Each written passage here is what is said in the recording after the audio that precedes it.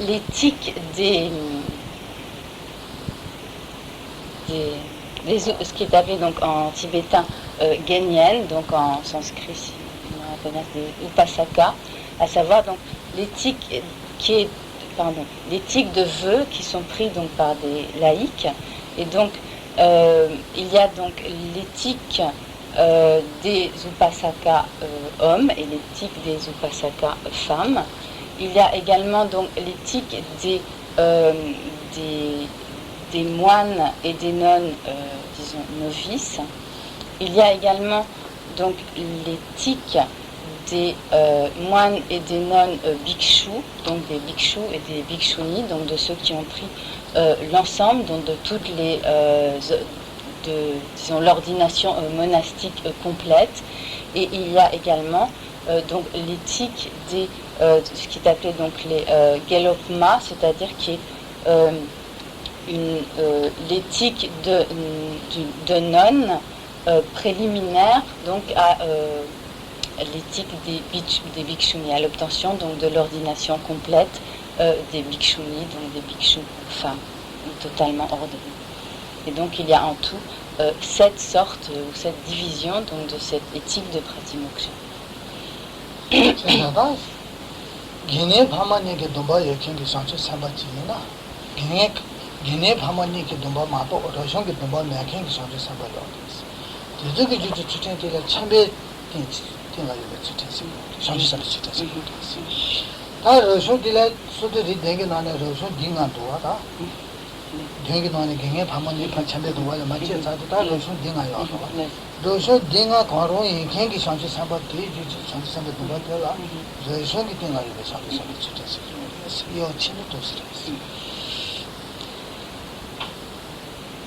Donc si l'on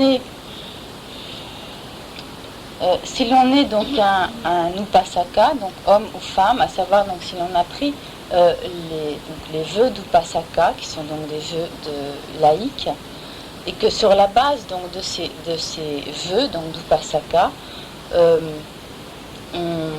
prend donc les engagements de bodhisattva, il s'agira alors donc de la discipline des bodhisattvas sur la base donc d'une existence humaine laïque.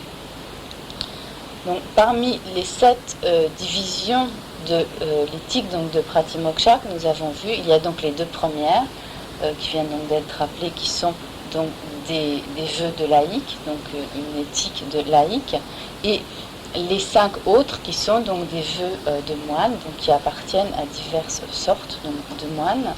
Et donc si sur la base de l'une quelconque de ces 5 ordinations monastiques, on prend ensuite donc les engagements de bodhisattva, ces engagements donc de bodhisattva sont une éthique des bodhisattvas sur la base d'une existence humaine monastique.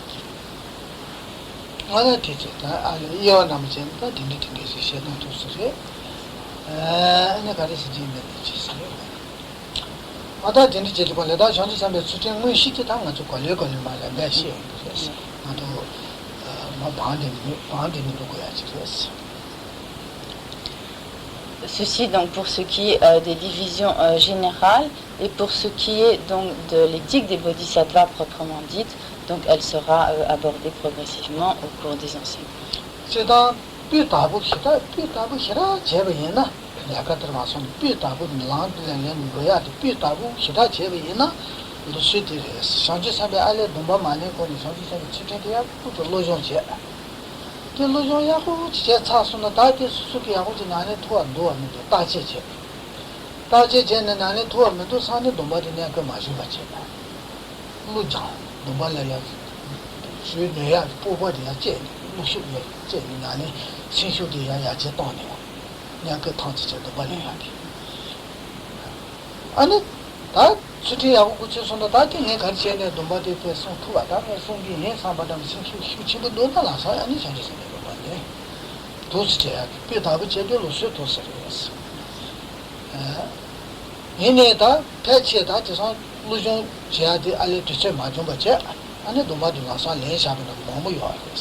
Tinzada Dumbalin Sabayana, Sarata, something that you could lose on my tail. Nobody charged to tell a Lujo Margin, and Bill Water Chavis. Bill Water and Galam Tonata. I imagine the Chavi, and the song Goya Kari by Hamu. Mason Goya, Yaguya Kari, but Laleta Karimba Hamu, carrying the Chajan. And when they're low along Galan Gonaja Chavi, never to lose a change in the Chavi, so Dumbalin Tangina. Matangin and the Putabuki, but teaching, and then Tashi. Never some tormentos and never the money at the Shatch. What was the animal Lujan? He makes sound of the security at Johnny, and the poor watch Johnson and the junction of the body. Teacher, the Putabuki, did it, yes. Disons, l'idéal, si l'on voulait véritablement prendre les engagements de Bodhisattva, disons vraiment disons comme dans les normes ou d'une façon qui soit totalement orthodoxe, il faudrait donc tout d'abord bien étudier tout ce qui a trait à l'éthique des Bodhisattvas et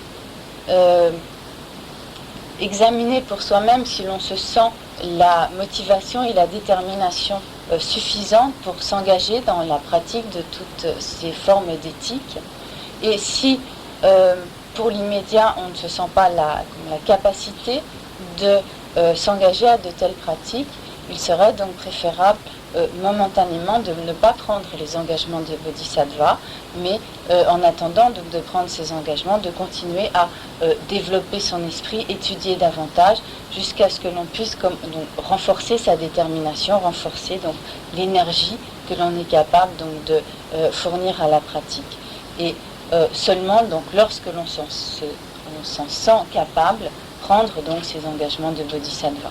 Il est évident que même si donc en étudiant tout ce qui a trait à l'éthique des bodhisattvas, on se sent capable donc immédiatement de s'engager à cette éthique des bodhisattvas, il est bien sûr souhaitable à ce moment-là de prendre les engagements de bodhisattva. Donc ceci est donc théoriquement donc la norme. Dans la pratique aujourd'hui, dans la mesure où beaucoup de gens n'ont pas le temps de s'adonner à des études approfondies sur ce qu'est l'éthique des bodhisattvas. Donc beaucoup de gens prennent les vœux, les engagements de bodhisattva, s'engagent à pratiquer l'éthique des bodhisattvas sans être au départ tout à fait sûrs donc, de savoir s'ils sont ou non capables d'observer cette éthique et surtout sans très bien connaître donc, tout ce que renferment ces engagements de bodhisattva et la pratique donc, de cette éthique des bodhisattvas. Donc, même si l'on a pris les engagements de bodhisattva dans ces conditions, il est à plus forte raison nécessaire d'acquérir la connaissance de ce qui est contenu donc, dans cette éthique des bodhisattvas, car si l'on a pris ces engagements, si on a pris les vœux de bodhisattva, mais qu'on ne sait pas quel en est le contenu, on sera en fait comme un aveugle qui ne sait pas où il doit se diriger et qui va un peu n'importe où et qui risque donc un peu de se perdre en chemin. Par conséquent, si l'on a pris les engagements de bodhisattva, il est d'autant plus nécessaire donc d'étudier ce qui est impliqué, donc de ce qui est contenu par l'éthique des bodhisattvas. Et si l'on n'a pas pris ces engagements de bodhisattva, ces vœux de bodhisattva, il est de toute façon très important d'en connaître le contenu.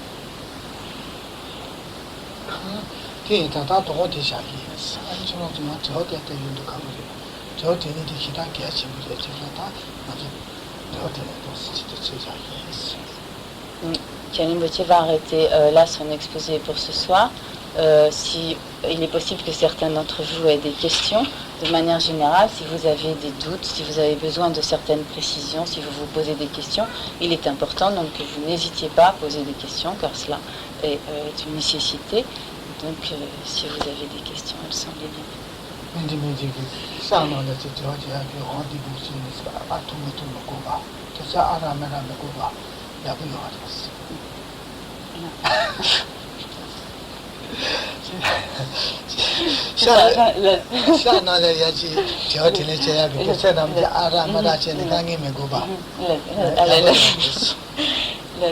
car certains d'entre vous pourraient effectivement vouloir des entretiens particuliers pour poser leurs questions, mais il n'est pas toujours facile d'arranger, donc d'organiser ce genre d'entretien en fonction des emplois du temps respectifs de Karine Gauthier, des personnes qui pourraient avoir des questions à poser.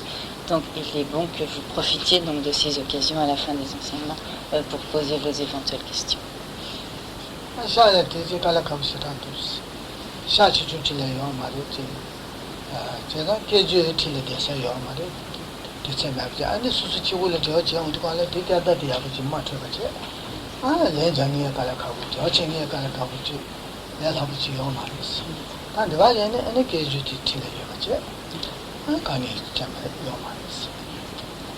Donc, si des personnes, lorsque les personnes veulent poser leurs questions dans des entretiens privés, cela est souvent assez difficile. D'une part, donc l'appartement de Karine Gauthier n'est pas très grand. D'autre part, il n'y a pas de traducteur, donc qui habite à proximité de Karine Gauthier. Et donc, en l'absence de traducteur, il y a toujours donc des difficultés de compréhension, ce qui représente donc certaines difficultés et pour Karine Gauthier et pour la personne qui vient pour poser ses questions.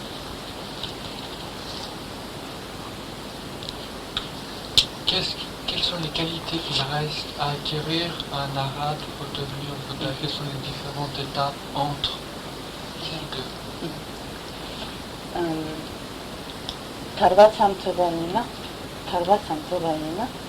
Sangye Mataba Chene, quand Top Goya Sama Tobiomari, Société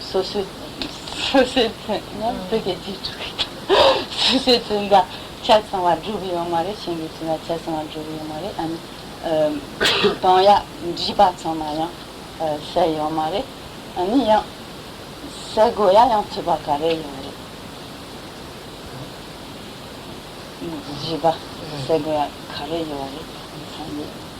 Chatan Nombe, Nani Chinima, Sagoya, Nadi, Shidi, Zuti. I know you would have said that I didn't go. So when I did, she just me. Tabato, Nadi the point of view. Nadi Mapano Tabato, Koya Dungala Tatu. Koya Dungala Tatu, Koya Kami to some of you. Nadi the point of view. She did want to be on. She did made the Karis here. She go out so much she met to Yachi. She Tamji Shimbala Bata Cheki, the Kenchi was. So she debachiki on the Ani Haku to be on this Tomala. Sanjay Medical Chaba Yena, Sanjay Komas made the Tuba Yena, Sanjay Machi but Chi on you. Sama them, I want that this on that. Sama Sanjay be dinner signals, dinner in the Parakan Jan, that's how much hunger one Miki. Di noji, she took Sanjay Chinyo. The Garis Resan Chia the Kung, Shibala, the King debate, some Palm, she that Tabata to King in the Dajuma, this shit to you, someone shit to you. Then I make that into the moment when the Enjama to your mamma, you are this. Tabata to King, Hamagoja, Enjama to your mamma, you are this. Hamagoya, mamma. Teta, Rangi Tam, Sansan to put the Rangi to develop on Goya, Rangi Shingoya, Thomas Shimadoma, to see that they got this. Il y a dans le bouddhisme deux sortes essentiellement deux sortes de voiles ou d'obstacles à éliminer. Il y a donc le voile des facteurs perturbateurs de l'esprit et le voile à l'omniscience. L'individu qui s'est libéré du cycle des existences, donc qui a obtenu le nirvana, qui est la simple libération du cycle des existences, a éliminé le voile des facteurs perturbateurs de l'esprit, qui est donc une condition indispensable donc à l'obtention de la libération du cycle des existences. Et donc il a ainsi éliminé toutes les souffrances donc pour lui-même, mais donc, il a donc éliminé le voile des facteurs perturbateurs de l'esprit, mais il n'a pas éliminé le voile à l'omniscience. Et donc, comme cela l'indique par la traduction, ce voile à l'omniscience est le voile donc, qui l'empêche d'avoir la connaissance omnisciente d'un Bouddha. En effet, donc, un Bouddha donc, a une connaissance omnisciente de tous les phénomènes passés, présents et futurs, et il a la connaissance et la perception de tous ces phénomènes avec la même aisance que, par exemple, nous pouvons percevoir dans les lignes qui sont dans la paume de notre main. Et donc, le voile l'omniscience est donc le voile donc, qui empêche cette connaissance tout à fait sans aucune limite, sans aucun voile, sans aucun obstacle. Et par exemple, dans le cas d'un arhat qui s'est simplement libéré du cycle des existences et qui n'a donc pas cette omniscience, si des individus lui posent des questions, il y a beaucoup de questions face auxquelles il peut rester sans réponse.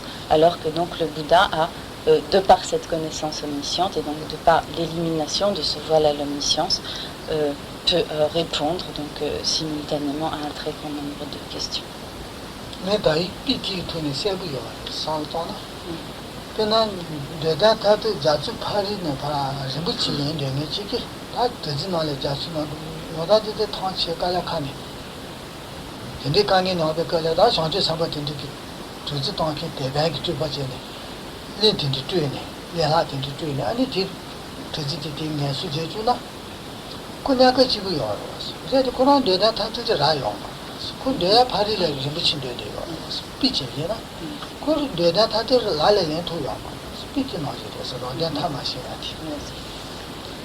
Et donc les arhats donc, qui ont simplement réalisé la libération du cycle des existences peuvent être comparés donc, aux navigateurs dans l'exemple que Karim Rinpoche a donné tout à l'heure, donc de ces gens qui même pour eux-mêmes n'ont pas atteint le but ultime, la destination ultime, et qui donc lorsque donc leur capitaine bodhisattva voit leur fatigue, donc va manifester donc cette île pour qu'ils puissent s'y reposer. Donc ces arhats libérés du cycle des existences vont se reposer donc dans ce bonheur donc du nirvana, de la libération du cycle des existences, mais donc ils ne sont pas parvenus donc de l'autre côté, au-delà de l'océan, et ils n'ont donc pas atteint non plus pour eux-mêmes le but ultime.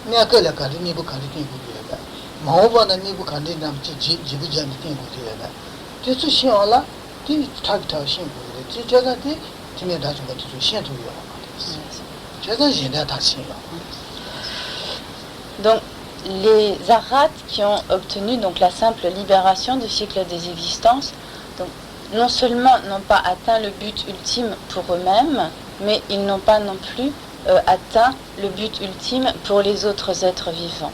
En ce sens, donc, ils n'ont pas la capacité de libérer tous les autres êtres de leur souffrance. En effet, et donc cette capacité donc, est détenue seulement par le Bouddha.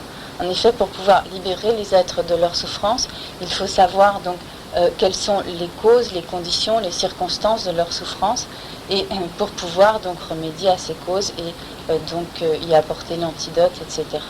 Et donc, en ce sens, le Bouddha, donc celui qui a atteint le but ultime également donc pour le bien des autres êtres vivants, est comparable à un bon médecin, à un médecin expérimenté, habile, qui sait diagnostiquer correctement les causes de la maladie, qui sait quel est le traitement approprié, qui sait par exemple ce que la personne doit manger, ne pas manger, et quels vont être les résultats obtenus donc par tel ou tel traitement, etc.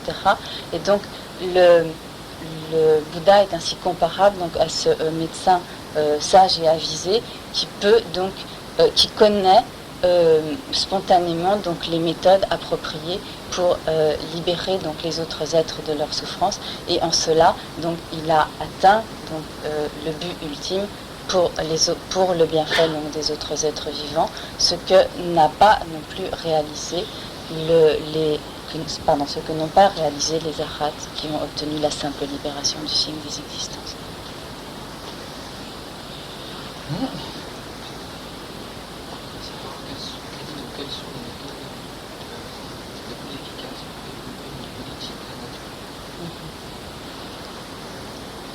Et Chanchud qui s'aime, tu m'as mis dans une yaki, tap, yarab, kare.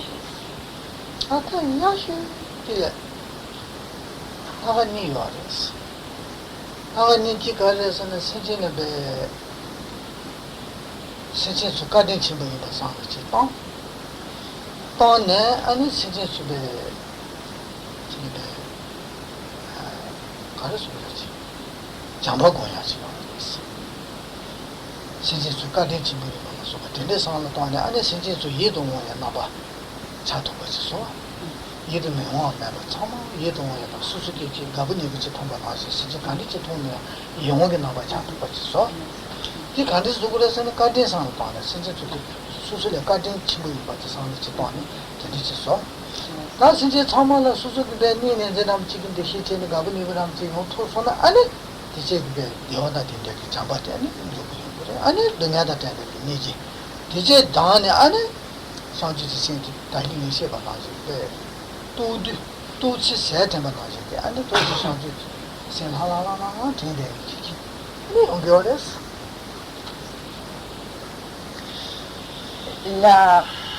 la meilleure méthode pour développer donc bodhicitta consiste à prendre conscience de la bonté que tous les êtres vivants ont pour nous, et en prenant donc conscience de cette bonté de tous les êtres à notre égard, arriver donc à considérer tous les êtres avec bienveillance, à les voir comme étant tous des individus qui nous sont plaisants, agréables, à les considérer tous, disons, comme des proches, comme des amis, et à partir de là, à donc développer l'aspiration à les rendre heureux, donc à leur procurer le bonheur, et à donc voyant qu'ils sont dans une condition constante de souffrance, donc à vouloir les libérer donc de toutes ces souffrances, et donc par là donc vous développez la détermination à agir donc soi-même pour cela, et donc pour cela donc obtenir l'état de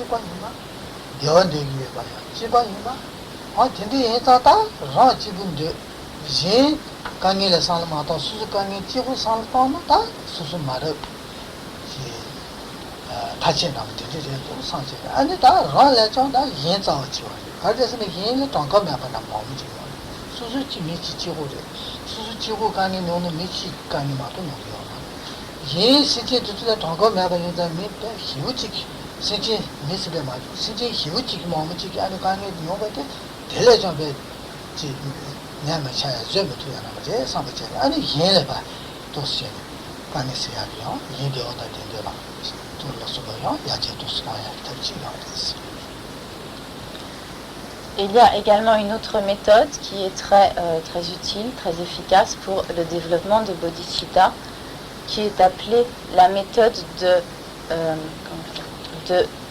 l'égalité et de l'interversion entre soi et les autres. Donc ce qui est expliqué de la façon suivante. tous les autres êtres et nous-mêmes sont totalement identiques en ce que nous désirons tous obtenir le bonheur et nous voulons tous éviter la souffrance. Donc en cela, nous sommes tous totalement identiques. Or, de manière générale, nous sommes avant tout préoccupés de notre propre bonheur et de l'élimination de notre souffrance. Donc en cela, nous sommes toujours donc centrés sur nous-mêmes et nous négligeons donc complètement les autres, nous négligeons donc leur propre bonheur et l'élimination de leur souffrance.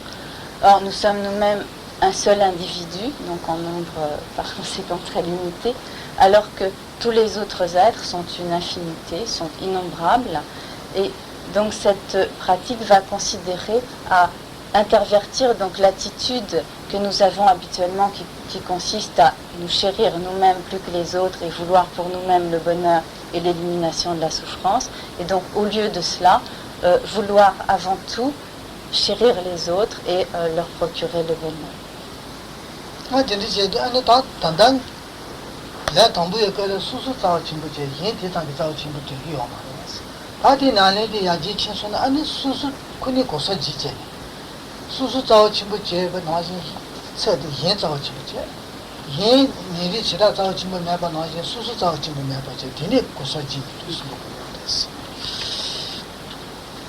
En effet, de manière générale, nous nous considérons nous-mêmes comme étant toujours ce qu'il y a de plus important et nous considérons les autres comme étant de moindre importance, et nous devons donc complètement transformer et intervertir, donc inverser cette attitude et faire en sorte donc que nous nous considérions nous-mêmes comme de moindre importance et considérer les autres au contraire donc comme plus importants.